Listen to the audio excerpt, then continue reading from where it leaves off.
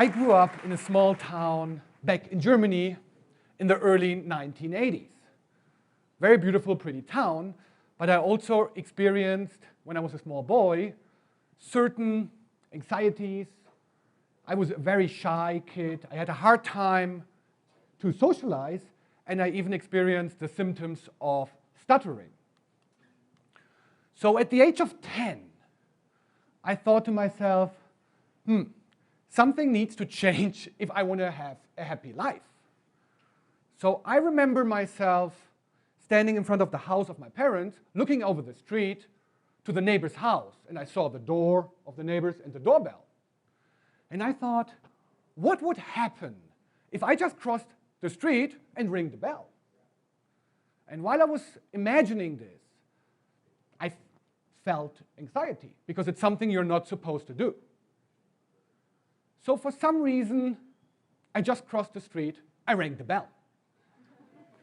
An older lady opened the door, and I asked her, like, hey, do you want to hang out with me? And she said, look, we can have a chocolate drink, come in.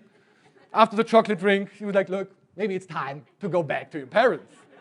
So I was very proud of myself that I faced that challenge to overcome fear, to ring the bell. So next day, I continued the game. I went to another house, rang the bell. Someone rejected me.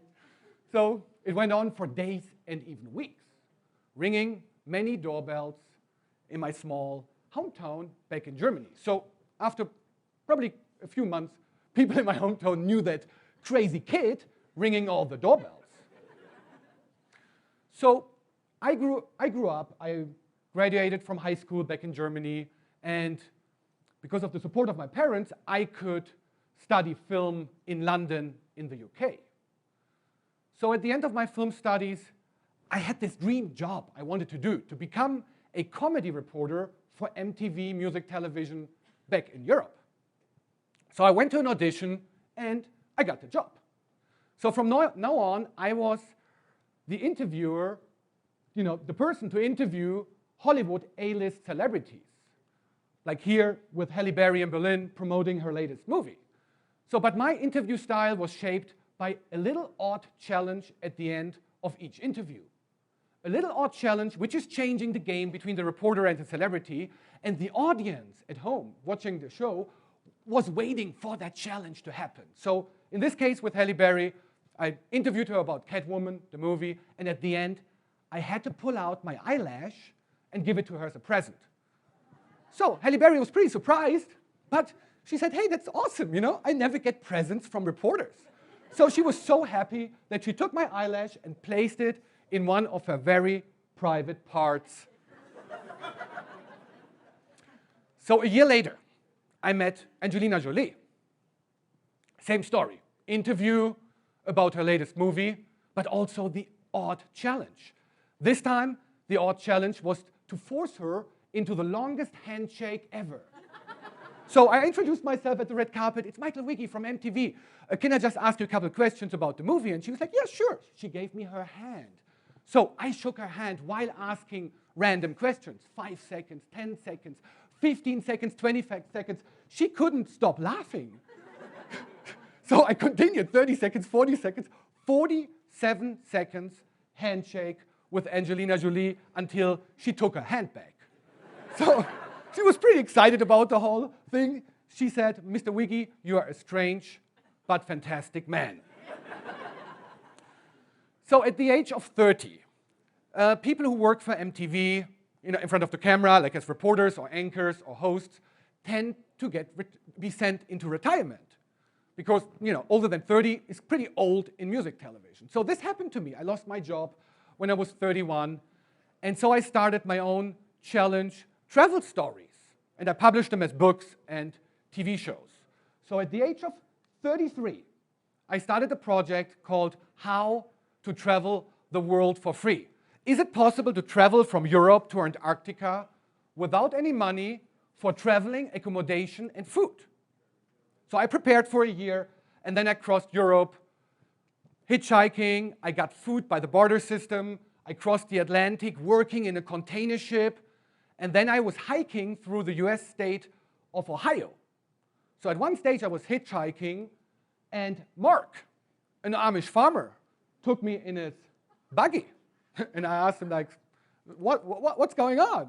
And he said, yeah, you know, we Amish farmers, you know, live without the car, without the internet, without entertainment. We don't really party, and there is no beer. And I was like, oh, God, that's really boring. So he invited me to stay with his family for a couple of days. I slept in the barn, and I participated in his family life, very religious family life. And it was everything but boring, because I experienced a community living a very simple lifestyle, but being really happy. So at the end of my stay, Mark gave me 3 presents: a Bible, a bike to travel to Columbus, Ohio, and $100 to cross the Midwest with a bus. So I arrived with the bus in Albuquerque, New Mexico. And I met Joseph. And I told him my story, and he said, wow, very interesting to do this travel without money. I also live without money, but unfortunately, it's not a project. I'm homeless for almost 10 years. So he offered me to stay with him for a couple of days to get an insight of the homeless scene, to report on how homeless people in the United States are being supported, and on the side, to get some free food.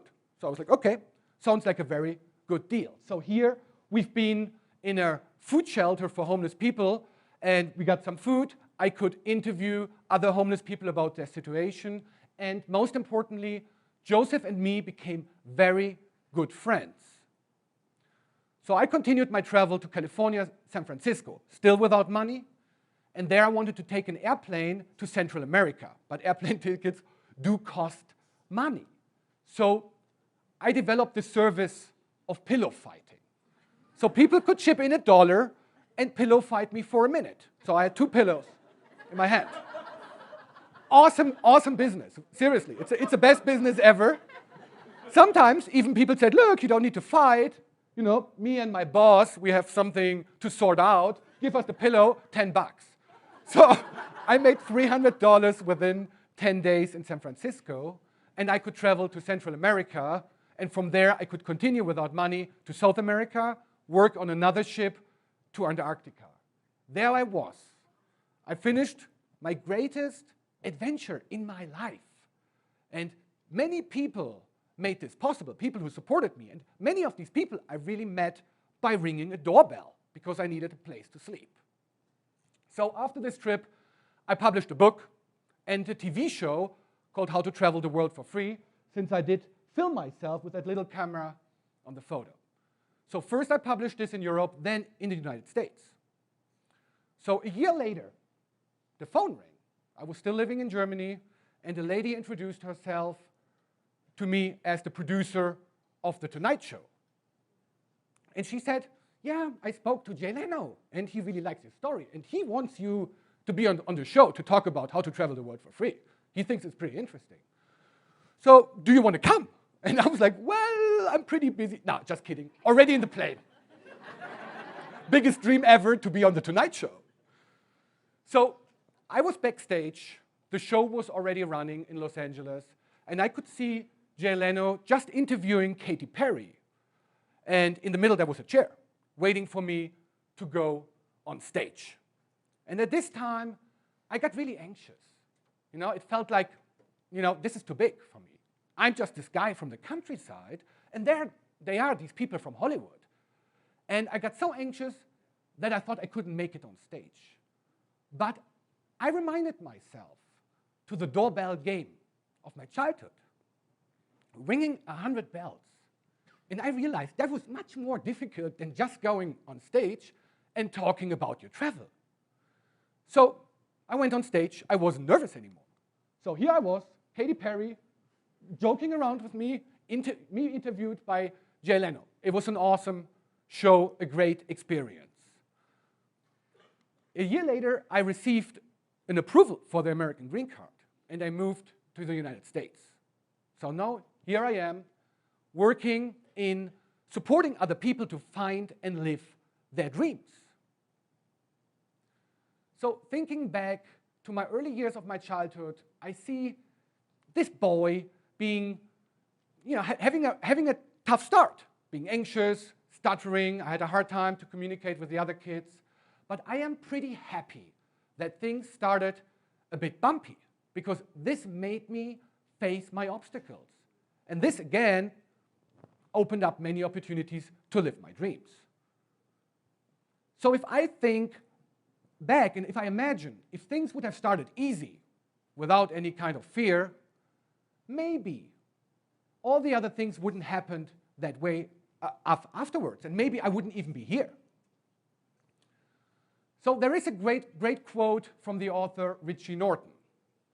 To escape fear, you need to go through it, not around.